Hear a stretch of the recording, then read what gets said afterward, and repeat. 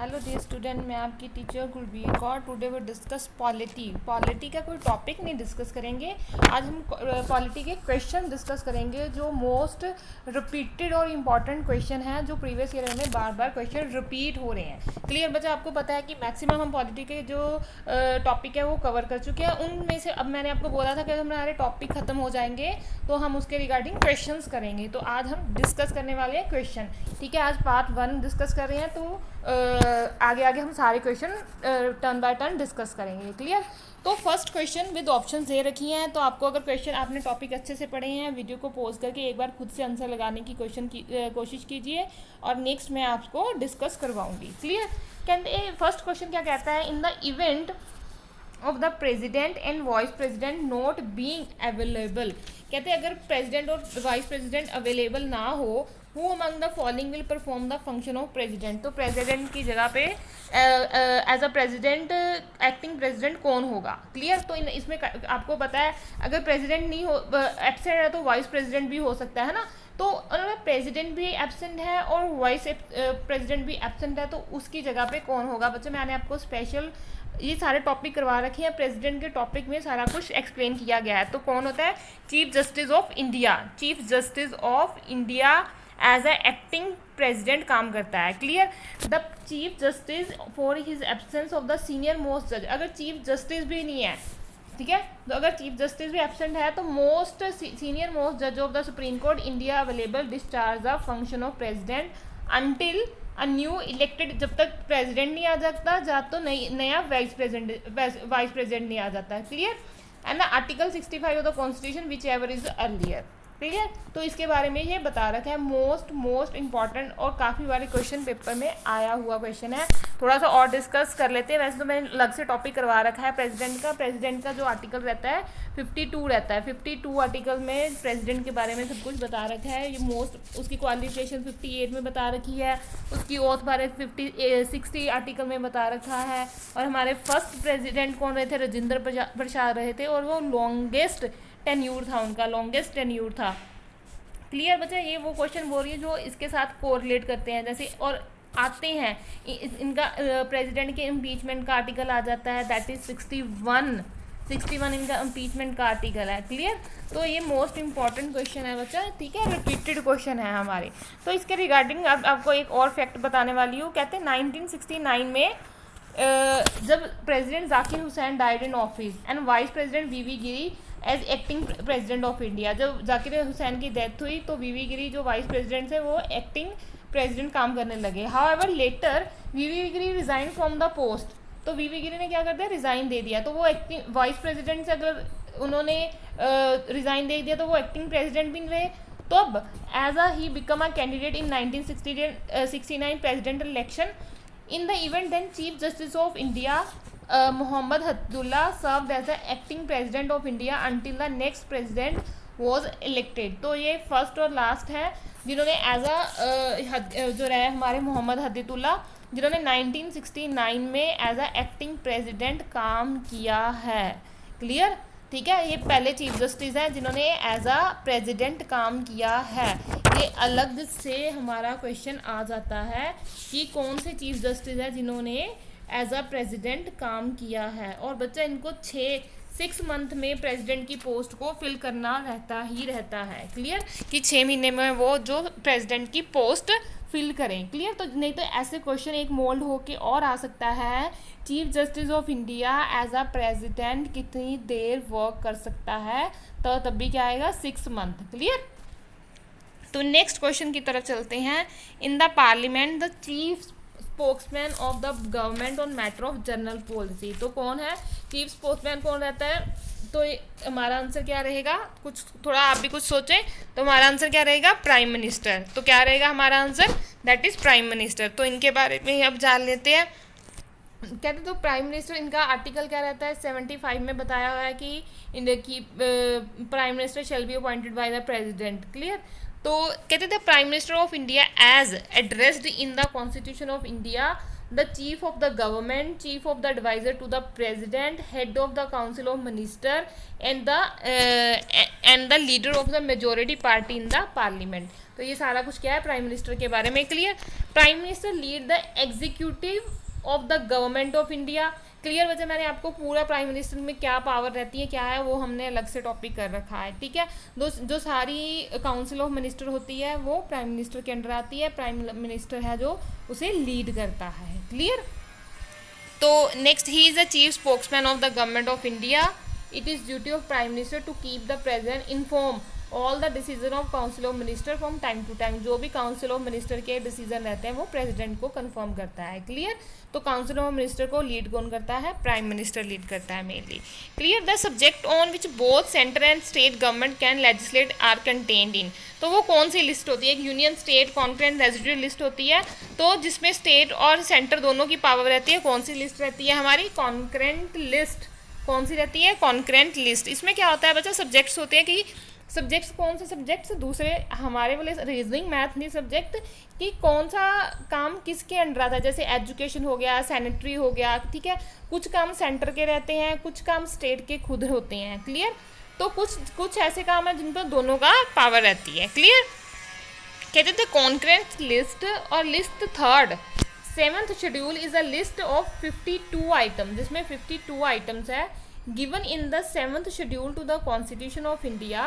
It include the power to be considered by both center and state government. Clear बच्चा।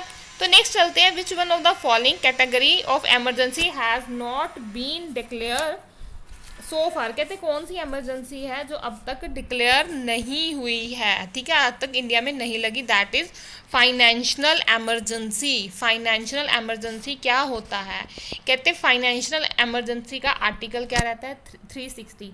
सबसे पहले हमारे पास 3 emergencies रहती हैं, that is national emergency, clear, ऊपर दे ही रखा था। नेशनल एमरजेंसी रहती है, एक कॉन्स्टिट्यूशनल रहती है, एक फाइनेंशियल रहती है, क्लियर। फाइनेंशियल का जो आर्टिकल है दैट इज़ 360 रहता है, नेशनल का 352 होता है और कॉन्स्टिट्यूशनल का 356 होता है। सबसे पहले तो ये आपके 3 क्वेश्चन बन गए, क्योंकि कोई भी क्वेश्चन आ सकता है। नेशनल इमरजेंसी का आर्टिकल बताइए, फाइनेंशियल का बताइए या कॉन्स्टिट्यूशनल का बताइए, 52, 56 और 60, क्लियर। तो फाइनेंशियल इमरजेंसी क्या है, financial emergency under article 360 if the president is satisfied that there is an economic situation in which financial stability और credit of India is threatened, he she can declare financial emergency, ठीक है। तो such an emergency must be approved by the parliament within 2 month, ठीक है। ये तो 2 month में approve भी होनी चाहिए। It has never been declare, clear, ये अभी तक कभी भी लागू नहीं हुई। तो अभी तक जो 3 एमरजेंसी लागू हुई हैं वो कब कब हुई हैं, एक तो हुई है 1962 में, ठीक है, चाइना के साथ था जब, एक हुई है 1971 में जो इंडिया पाकिस्तान वॉर था, और एक 1975 में, ठीक है। तो ये भी क्वेश्चन आ जाता है, ठीक है बच्चे। क्वेश्चन रिलेटेड जो भी एक्स्ट्रा इन्फॉर्मेशन है वो मैं आपसे डिस्कस कर रही हूँ, क्योंकि क्वेश्चन के रिलेटेड 2-4 क्वेश्चन और बन जाते हैं जो एग्जाम में आते हैं, clear. Education which was initially a state subject, कहते हैं एजुकेशन जो स्टेट का सब्जेक्ट था was transfer to concurrent list. अभी हम पढ़ के आए ना कॉन्करेंट लिस्ट क्या है, क्लियर। तो कहते हैं अब जो एजुकेशन है तो पहले वो स्टेट का सब्जेक्ट था पर कॉन्करेंट लिस्ट में कर दिया गया। तो कौन से अमेंडमेंट में किया गया, कौन सी अमेंडमेंट में ये किया गया, 42nd अमेंडमेंट, 42nd अमेंडमेंट। अब ये क्या कहते हैं, थ्रू द 42nd बचा अमेंडमेंट काफ़ी इंपॉर्टेंट है, clear.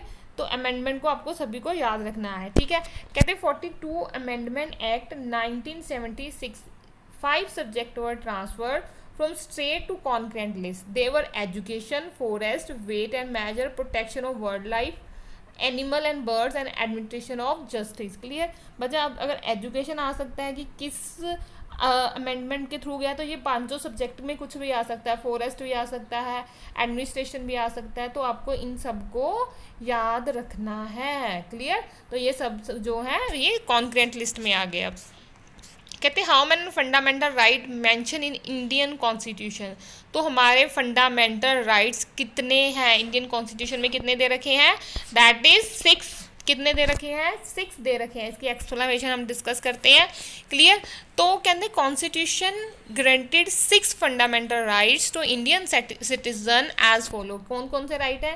Right of equality, right of freedom, right against the exploitation, right to freedom of religion, culture and educational right and right to the constitutional remedies. Clear? तो ये जो है Indian parliament में, constitution में, जो Indian constitution में ये है जो 6 राइट्स गिवन हैं। क्लियर? फंडामेंटल राइट्स हैं जो हर सिटीजन के। कहते हैं in which year was Nationalist Congress Party NCP founded. Clear? तो किस ईयर में बच्चे? ये सब क्वेश्चन जो है रिपीटेड क्वेश्चन रहते हैं। तो कब इनका हुआ था? 1999 में। क्लियर? कहते the National Congress Party in the centrist national political party in India, ये 25 मई 1999 में शरद पवार और जिन तीनों के द्वारा जो है तारिक अनवर और PA संगमा और इनके द्वारा इसको बनाया गया था। The election symbol of NCP क्या है? एनालॉग क्लॉक, जिसमें 10:10 होते हैं। क्लियर? तो नेक्स्ट क्वेश्चन है which of the following is not included in the directive principle of state policy.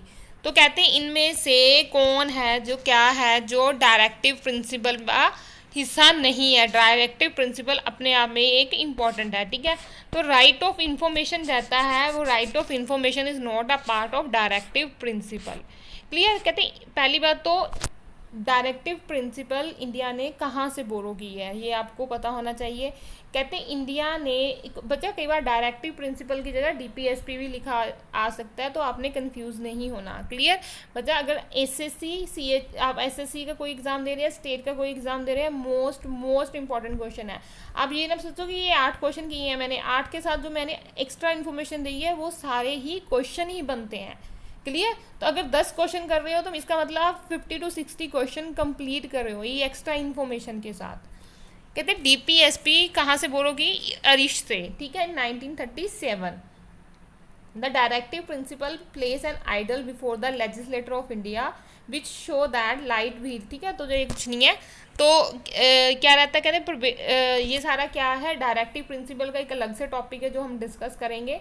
Clear? तो नेक्स्ट आता है question what is the literal meaning of को वारंटो। ठीक है? ये हमारे क्या है? को वारंटो इज अ, तो ये रहता है रिट रहती है। क्लियर? रिट्स आपने पढ़ी होंगी। ठीक है? तो जो आर्टिकल 32 है जिसको कॉन्स्टिट्यूशन हम रेमेडीज बोलते हैं।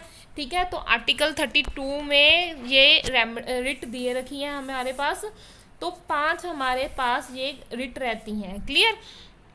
तो इसमें सिंपल पूछा है को वारंटो रिट है उसका मीनिंग क्या है, तो इसका मीनिंग रहता है बाय व्हाट अथॉरिटी और वारंट। क्लियर? तो कहते को वारंटो का लिटरली मीन यही है कि बाय व्हाट वारंट। क्लियर? कहते ये किसके लिए है? कहते it is writ issued by a view to restrain a person from holding a public office which is not entitled। कोई भी पब्लिक ऑफिस में कोई वर्क कर रहा है पर वो उसका हिस्सा नहीं है, तो उससे पूछने के लिए कि अथॉरिटी की उस अथॉरिटी उनसे पूछ सकती है कि आप किस अथॉरिटी से यहाँ वर्क कर रहे हो। जैसे आप एग्जांपल लगा लो, कोई ऑफिसर है लाइक IAS ऑफिसर है। क्लियर?